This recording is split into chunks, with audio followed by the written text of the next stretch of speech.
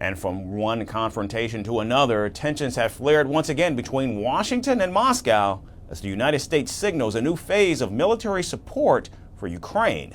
Defense Secretary Pete Hegseth on Wednesday vowed that firepower was coming Kyiv's way, a remark that has fueled speculation that the U.S. could soon provide long-range Tomahawk cruise missiles to the Ukrainian military. Speaking ahead of a NATO defense ministers meeting in Brussels, Hegseth said alliance members increased their commitments to Ukraine and that these pledges would soon translate into capabilities. The remarks followed reports that NATO countries were pooling funds to purchase U.S. weapons and send them to Kyiv under a new joint initiative.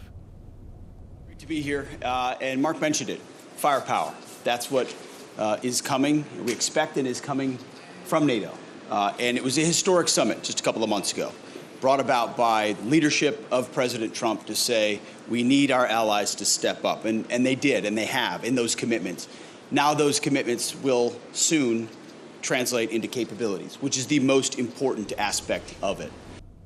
The potential transfer of Tomahawk missiles, which are capable of striking targets more than 1,500 miles away, would represent a significant escalation in Western support. Now, earlier this month, Putin warned that such a move would mark a qualitatively new stage of escalation in the nearly 4-year conflict. Using Tomahawks without the direct participation of American military personnel is impossible.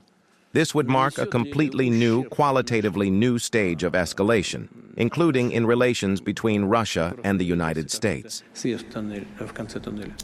The warnings come as President Donald Trump prepares to meet Ukrainian President Volodymyr Zelensky at the White House tomorrow. And with the Tomahawk issue at the center of discussions, a Ukrainian official has confirmed this.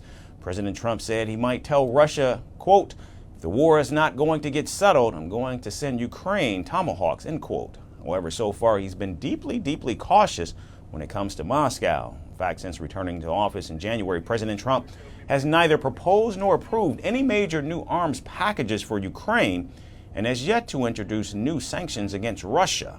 However, yesterday Hegseth confirmed that the U.S. and its allies would take the steps necessary to impose costs on Russia for its continued aggression if the war does not come to an end.